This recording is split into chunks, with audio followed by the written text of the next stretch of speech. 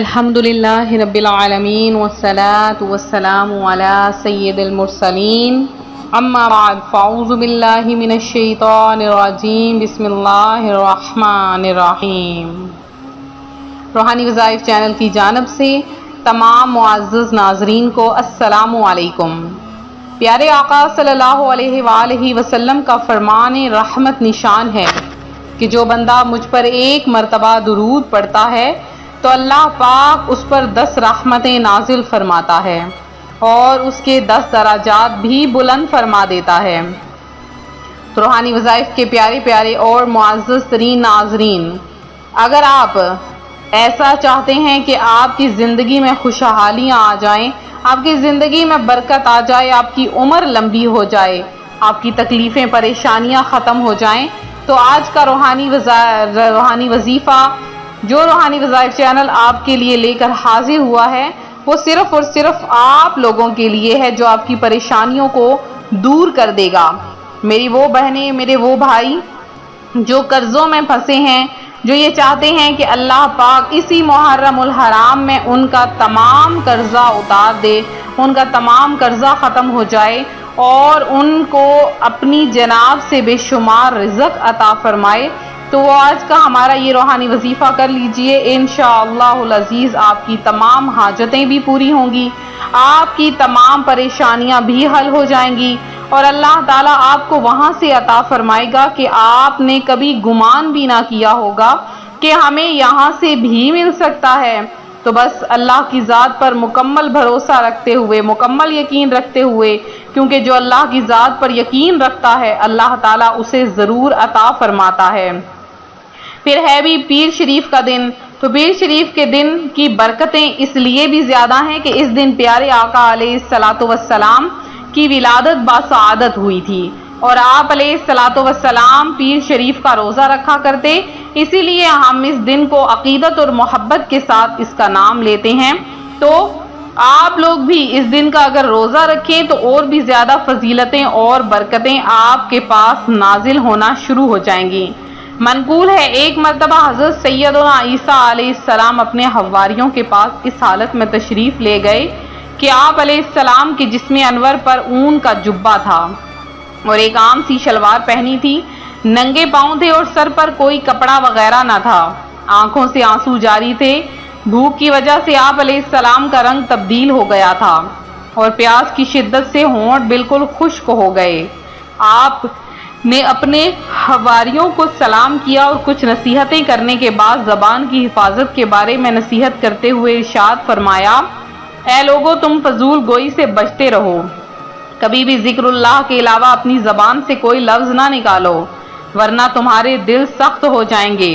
بے شک دل نرم ہوتے ہیں لیکن فضول گوئی کرنا انہیں سخت بنا دیتا ہے اور جس شخص کا دل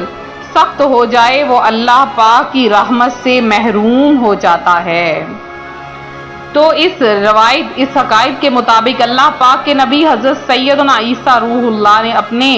حواریوں کو جو نصیحتیں فرمائیں ان میں فضول گوئی سے بچنے اور اپنی زبان کو ذکر اللہ سے تر رکھنے کا حکم بھی ارشاد فرمایا اور ساتھ ہی یہ بھی فرما دیا کہ فضول گوئی دل کی سختی کا بھی سبب ہے۔ یاد رکھیے اس زبان کے ذریعے ہم جہاں ذکر و درود، نعت و بیان اور نیکی کی دعوت دے کر نیکیاں کر کے جنت کی ابدی نعمتوں کے حقدار بن سکتے ہیں، وہیں اس کے غلط استعمال مثلاً کسی کی غیبت کرنے، چغلی کھانے، گالی دینے وغیرہ جیسے گناہوں کے مرتکب ہو کر عذاب نار میں گرفتار بھی ہو سکتے ہیں۔ افسوس فی زمانہ زبان کی حفاظت کا تصور تقریباً ختم ہوتا جا رہا ہے۔ ہمیں اس بات کا احساس ہی نہیں ہے کہ گوشت کا یہ چھوٹا سا ٹکڑا جو 2 ہونٹوں اور 2 جبڑوں کے پہرے میں ہے کس طرح ہمارے پورے وجود کو دنیوی و اخروی مصائب میں مبتلا کر سکتا ہے۔ یاد رکھیے ہماری زبان سے نکلا ہوا ایک ایک لفظ اللہ کریم کے معصوم فرشتے لکھتے ہیں، جیسا کہ اللہ پاک قرآن پاک کی پارہ نمبر 26 سورہ قاف کی آیت نمبر 18 میں ارشاد فرماتا ہے، کوئی بات وہ زبان سے نہیں نکالتا کہ اس کے پاس ایک محافظ تیار نہ بیٹھا ہو۔ تو آپ لوگ اپنی زبان کو ذکر اللہ سے تر کیجئے، وظائف سے تر کیجئے، اپنے پریشانیوں کے حل کے لیے اس عمل کو کیجئے جو کہ 14 محرم الحرام میں آپ کے لیے خاص طور پر آپ کے لیے لایا گیا ہے۔ یہ ایسا عمل ہے کہ اگر آپ اس عمل کو کریں گے تو اللہ پاک آپ پر اپنی رحمتوں اور برکتوں کے دروازے کھول دے گا، اور آپ کو بہت جلد اتنی بڑی خوشخبری ملے گی کہ آپ کی تمام خواہشات پوری ہو جائیں گی، آپ کو رزق حلال عطا فرمایا جائے گا، اور آپ کو اتنا عطا فرمایا جائے گا کہ آپ راضی ہو جائیں گے۔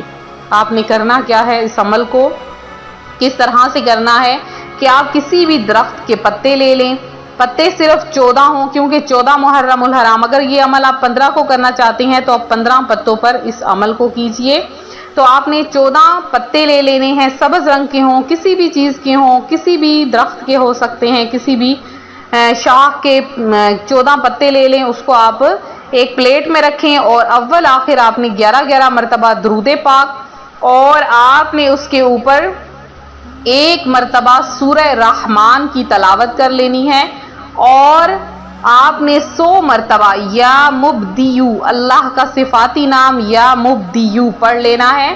پڑھ کر آپ نے کسی چھوٹے سے شاپر میں، کسی چیز میں آپ نے اس کو لپیٹ لینا ہے، اچھی طرح لپیٹ کر آپ اپنے جہاں پر پیسے وغیرہ رکھتے ہیں وہاں پر رکھ دیجئے، اپنے بیگ میں، اپنے کچن میں، یا دیوار پر کہیں پر بھی لٹکا دیجئے۔ اب آپ دیکھیں گے کہ ایک تو خاندان میں ہر کوئی آپ کی عزت کرے گا، آپ کے مال میں برکت ہوگی، آپ کے رزق میں برکت ہوگی، آپ اس گھر سے لڑائی جھگڑے بیماریاں پریشانیاں ہمیشہ کے لیے ختم ہو جائیں گی، اور آپ خود دیکھیں گے اپنی آنکھوں سے کہ اللہ پاک نے کیسے آپ پر کرم نوازی فرمائی ہے، اور اس طرح سے آپ کی زندگی بدلنا شروع ہو جائے گی کہ آپ خود حیران ہو جائیں گے کہ اللہ پاک نے آپ کو اس قدر نواز دیا ہے۔ ہر بندہ